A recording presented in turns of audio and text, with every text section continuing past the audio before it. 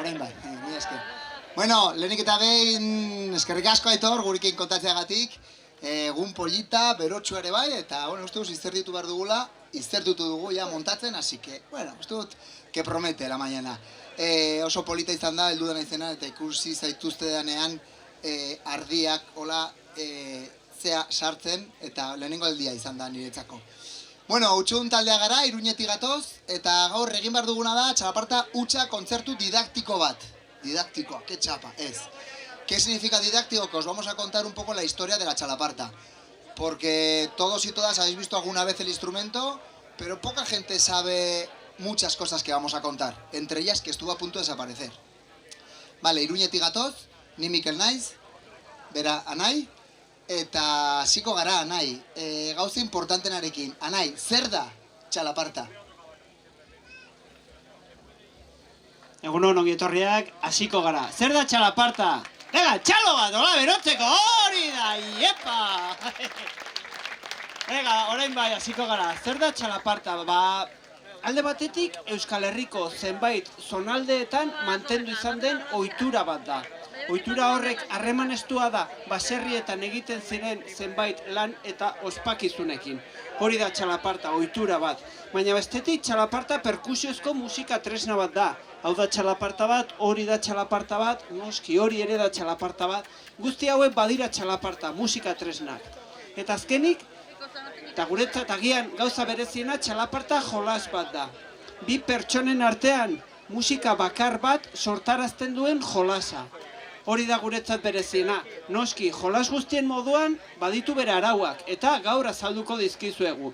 Orduan, labur bilduz, txalaparta ohitura bat da, musika tresna bat da, eta jolas bat da. Hori da txalaparta. Baina martxan hasi aurretik hasiko gara ikusten zer zen txalaparta hori ezagutu genuenean. Vale, duela 60 urte, hau izan zen ezagutu genuen txalaparta. Gaur egun deitzen diogu txalaparta tradizionala. Txalaparta tradizional simple honek bazituen bi osagai. Lehenengoa, bazen txakun pertsona, beti txakun kolpe egiten zuen, berak ez zuen jolasten, berak ez zuen improvisatzen, berak beti egiten zuen txakun. Txakun. Txakun. Eta txalaparta tradizionalaren beste osagaia, errenak, horrek bazuen improvisatzeko aukera, eta horrela egiten zituen kolpe ezberdinak. Egiten zuen txakun, egiten zituen errena, tukutunak eta utxuneak. Eta horrela, osagai horiekin sortzen zen txalaparta tradizionala.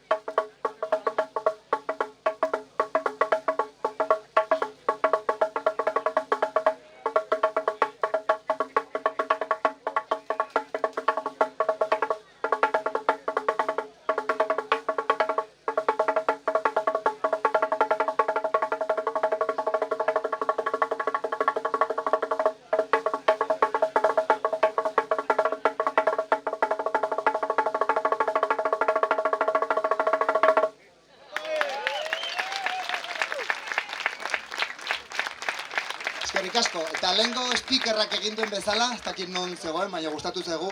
Pentsatu dugu igual futxatuko zaitugula Iruñeko txalaparta topaketarako, oso speakerrona ez dakit non den. Bueno, gonbidatuko dugu norbait probatzera txalaparta tradizionala, bale? Hori egiten dugu kontzertu guztietan, bai tobera, kirikoketa eta txalaparta. Bera, norbait animatzen da lehenengo txakun ematera?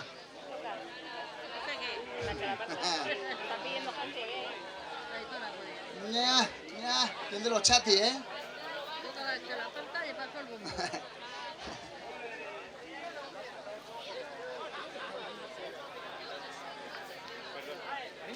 Adi egon, adi egon.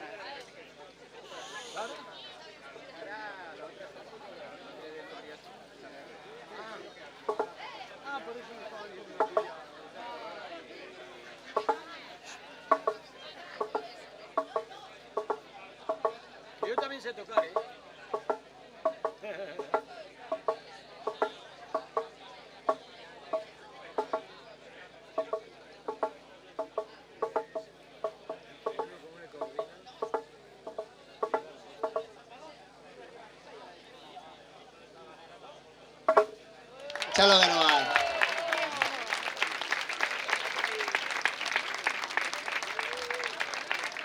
Mila esker. Kolondrez bakarra, sentitzen dugu. Bale, orain kontatu behar dizuet historiotxo bat, polita. Joango gara 60 urte atzera, bale? 60. hamarkadan bakarrik gelditzen ziren 6 pertsona txalaparta hau jotzen zutela. Bale, 3 txalapartari bikote. Hoi ziren Goikotxe anaiak Astigarragakoak Gipuzkoan, Zuaznabarra anaiak Lasartearrak Gipuzkoan eta Zabalegi anaiak Martutenek Gipuzkoan. Astigarraga, Lasarte eta Martutene oso gertu daude, bale? Aitatxi hauek baserrietan bizi ziren eta berez txalaparta tradizionalan erabiltzen ziren tresnak baserriko tresnak ziren, baratzetakoak edo sagardo gintzan ere, gero kontatuko dizuet. 3 bikote horiek ziren bakarrik, bale? Eta oso gertu bizi egon arren, haiek ez zuten elkar ezagutzen. Baina, gero, ondoren kontatu digutenez, haiek jotzen zuten, hau, jotzen zuten modu berdina, hori da politena, txakun, txantxakun, arau berdinak errespetatzen, eta jotzen zuten egun berdinetan. Noiz, ez da kasualitatea, haien baserritan sagardoa egiten zuten. Orduan, sagardoa dastatzeko prezegoenean, biltzen ziren baserriko inguruko jende guztia eta txalaparta jo. Bai, han, hola egiten ziren lehengo jaialdiak. Sagardoa dastatu, abertzen moduz ateratzen urte horretakoa, eta txalaparta jo. Orduan, bakarrik 6 pertsona, solamente 6 personas que tocaban la txalaparta en los 60, ¿vale? Es un dato a apuntar, horregatik gazteleraz. Eta arrazoi horrengatik gaur egun txalaparta desagertzear egon zen. Baina nahi desagertu da, edo ez da. Zorionez, ezen desagertu. Gazte batzuk hurbildu ziren baserri hoietara. Eta gazte horiek txalaparta ezagutu zutenean maitemindu ziren, erotu ziren, txoratu ziren. Gazteak ziren, batzuk olarkilariak, bestea musikaria, beste batzuk artistak, eta pixka bat, nola esan, baserrien mundu horretatik pixka bat baztertuak zeuden. Baina Zuaznabar eta Goikotxea tarrekin luze hizketan egon eta gero, haiekin txalaparta jotzen, bazkaltzen eta bazkalostean hitz egiten ordu eta egun asko eman eta gero, haiek txalapartaren sekretua barneratu zuten, ulertu zuten zein zen jolasa eta horrela txalaparta ikasi zutenean sekretutxo hori, musika tresnari aldaketa batzuk eman zizkioten. Txalapartaren lehenengo aldaketak izan ziren. Eta zeintzuk izan ziren, lehendabizi makil haundi horiek baztertu zituzten eta makil txikiago batzuekin jotzen hasi ziren. Bestetik, saskiak edo aulkiak erabili beharrean, kabaieteak erabiltzen hasi ziren, altuera erosoago bat lortzen.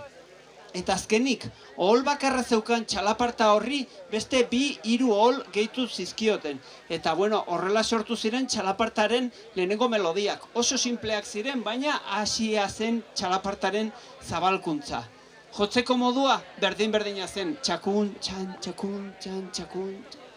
Ikusiko duzu.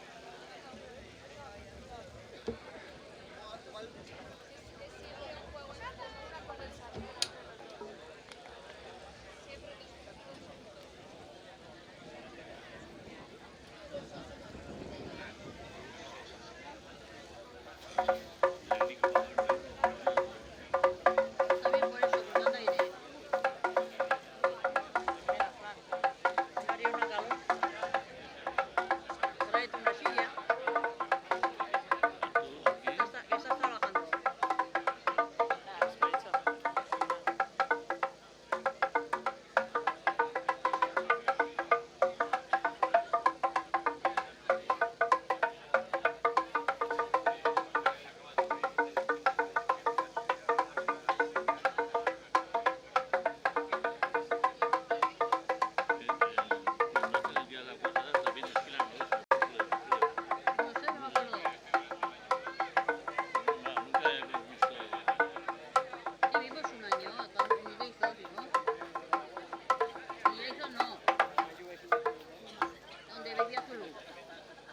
En el caso.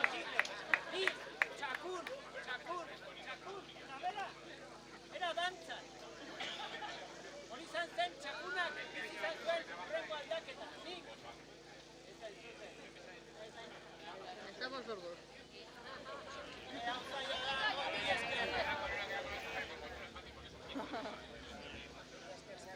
Ez zen posible. Kao, nik zere, ni txakun, eta bitartean Mikelek egiten du nahi duena, ez.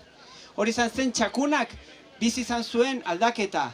Eskubide hori harrapatu zuen hola, eta nolabait improvisatzeko eskubidea hartu zuen.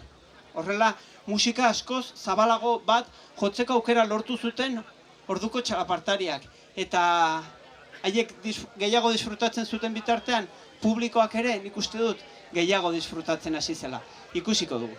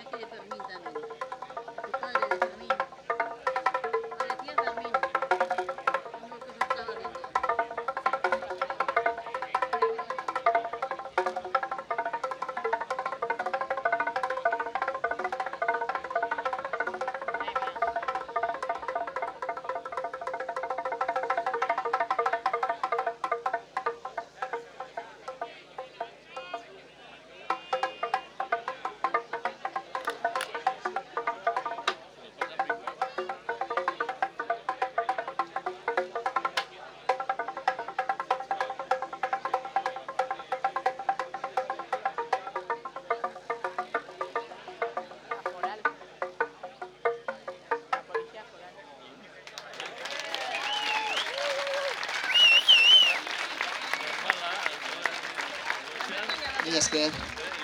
Etxeko naiz bera. Bueno, orain toberaren txanda dator. Zer da tobera? Hau, da, tobera. Kontatuko dizuet. Iz gutxitan burdinezko txalaparta da tobera, bale? Kontatuko dizuet non sortu zen, zere txalaparta ez zen lan tresna eta gero musika tresna bilakatu zuten, ez. Txalaparta musika tresna zen hasieratik. Baina tobera lan tresna zen eta gero musika tresna zen bilakatu zuten, bale? Orduan, tobera sortu zen fraguetan. En las fábricas donde se trabajaba el hierro, ¿vale? Antiguamente, el hierro, antiguamente en la actualidad, para poder moldearlo, lo metían en el fuego. El fuego, para mantenerlo vivo, usaban un fuelle enorme. Y ese fuelle enorme... ¿A dejar ahí? Sí, no, se aguanta. Y ese fuelle enorme, para limpiarlo, de vez en cuando, lo abrían y de la punta principal del fuelle estaba esta pieza, la tobera. Orduan, burdinezko bi makiltxoekin jotzen zuten. Orduan, burdinaren vibrazioarekin hemen sortzen zen zaborra erortzen zen. Así se descascarillaba la suciedad que se quedaba en el hierro. Orduan, lan tresna zen, vale? Horrela garbitzen zuten. Baina txalaparta bezala jotzen zuten, hori zen politena. Eta gero zer egiten zuten, txalaparta bezala ospakizunekin lotu zuten. Beste garai batean, baserria bukatzen zutenean, teilatua bukatu eta baserriko jabeak egiten zuen jaialdi moduko bat, eta langileak baserriko abe nagusitik tobera zintzilikatu eta jo.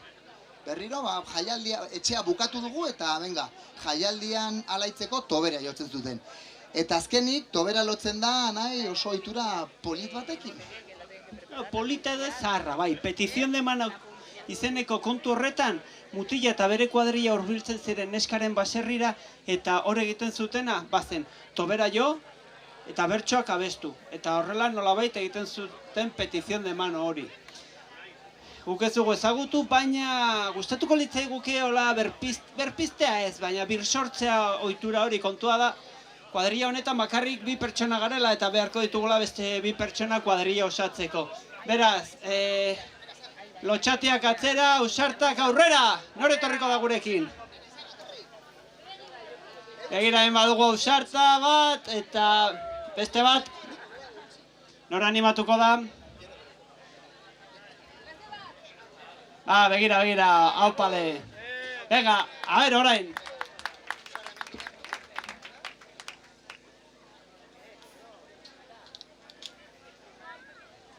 Atzo izan genuen kontzertua, eta nire eskontza izan zen, bueno, neskaren aitak baiez izan zian, hor zure eskontza.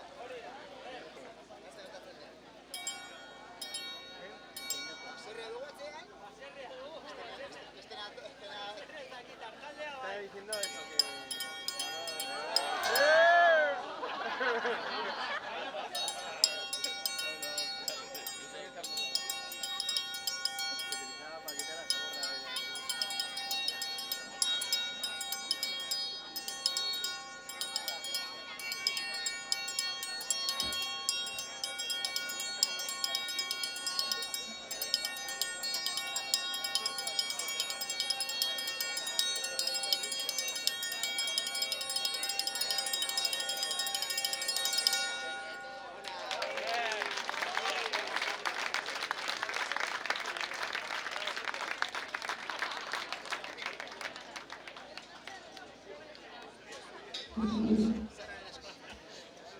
Kontatuko dizuet, esan dizuegu abesten zituztela bertsoak. Gu ez gara bertsolariak, baina zorionez norbaitek jasotako bertso bat ikasi eta bai abestuko dugu.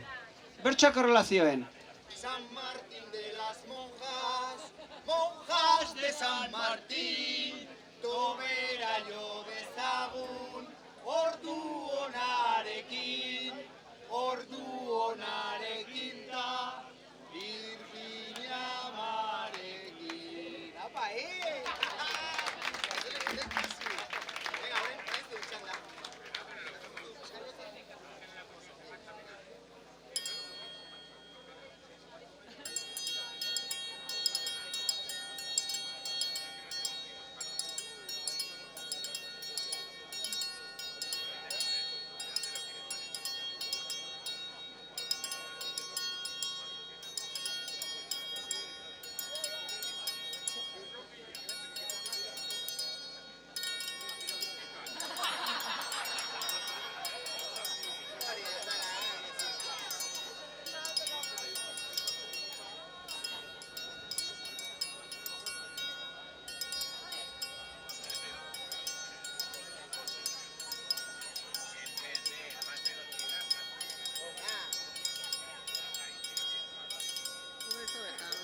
Se están acabando.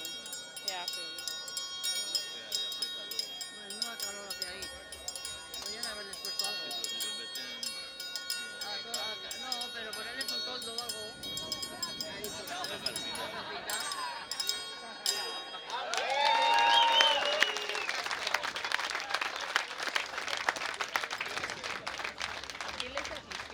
Horren politan izango zen horko bertsolari bat etorri eta bertso bat bota. Hor dago.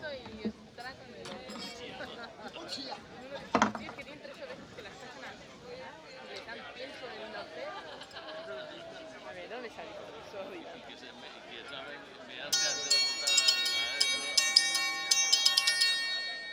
cuando quieren. A la vecina digo ayer.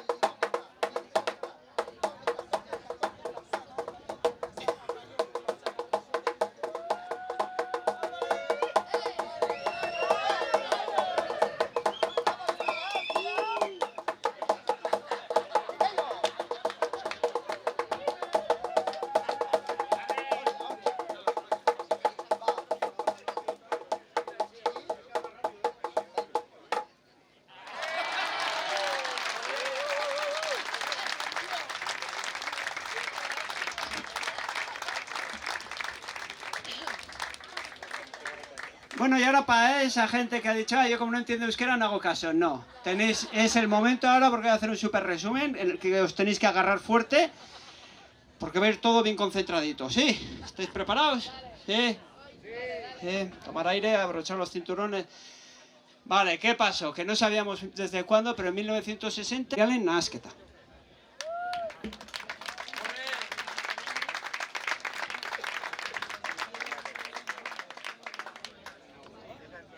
Plástico, le meten vidrio, ¿no?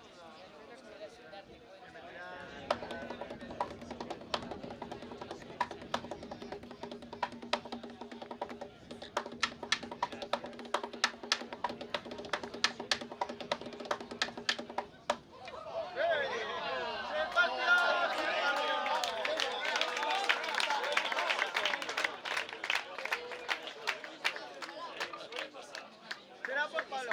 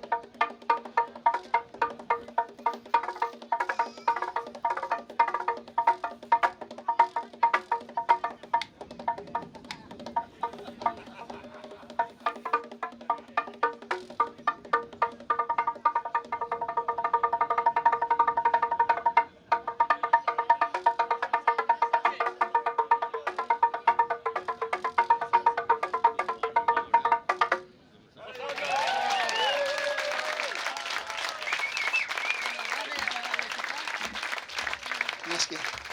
Ez egon preparatua ez, makillaena, eta gutxita gertatzen da. Bai. Y no estoy tan fuerte como algún esto de las ovejas. Bueno, bakizu zer, Arabako talde honi gertatu zitzaiona, duela, garai horretan, 80. hamarkadan, furgonetarekin bidaiatzen ari ziren Frantzian, eta hondatu zitzaien. Egin zuen katakarrak, furgonetak, eta baziren Frantziako uarte batean. Hola, pixka gorago igotzen, ezkerrean.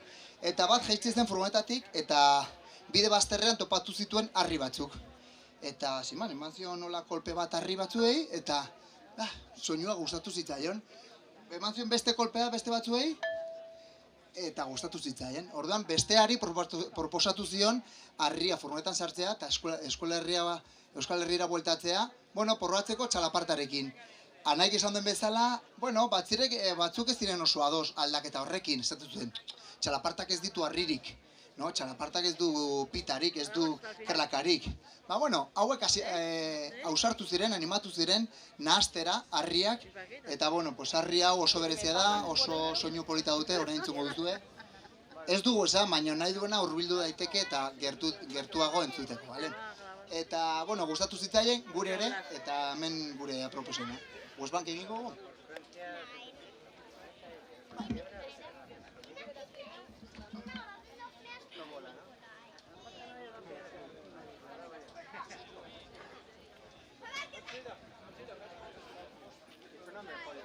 Bueno, normalan kanta hau egiten dugu beste momentu batean, baina kanta hau Westbank deitzen da, Westbank da Cisjordania, Palestina, eta bueno, pues parece mentira que estamos aquí tan a gusto, no sé qué, y lo que está pasando, así que Israel suntsituko zaitugu.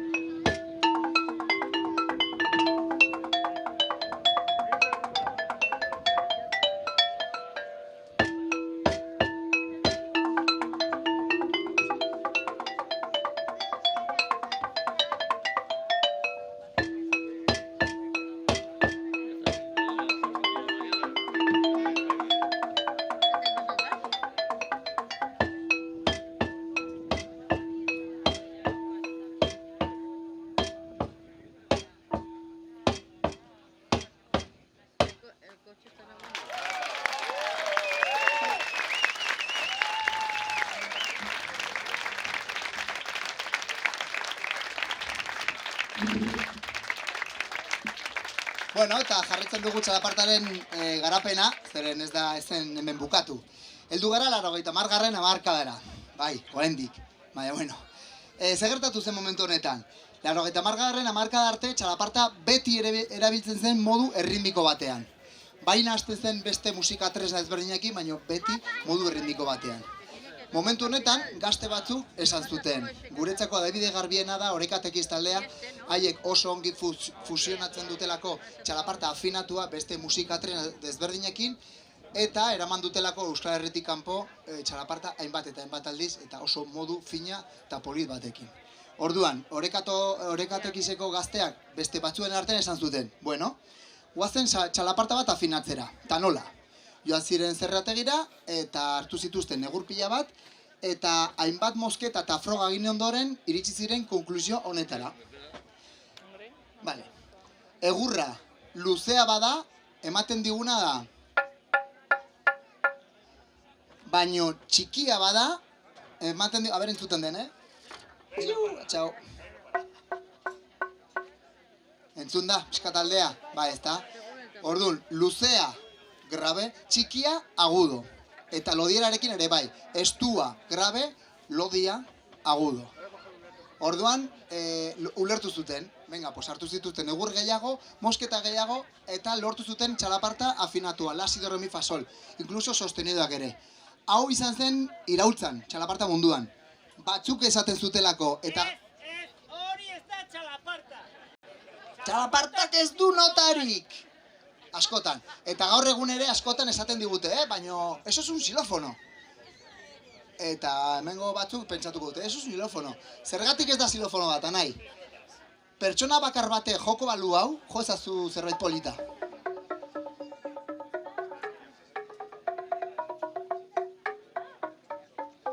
Vale, hori ez da txalaparta. Perkusionista batek jo du txalaparta baten gainean. Vale? Txalaparta izateko beti bi pertsonen artean. Hori da ultra mega beharrezkoa. Zergatik aldarrikatzen dugu hau kontzertuetan? Pues gaur egun ikusten direlako perkusionista on batzuk hemen jotzen eta esan dute, this is txalaparta. No, this is not txalaparta. Vale? Txalaparta beti bi pertsonen artean.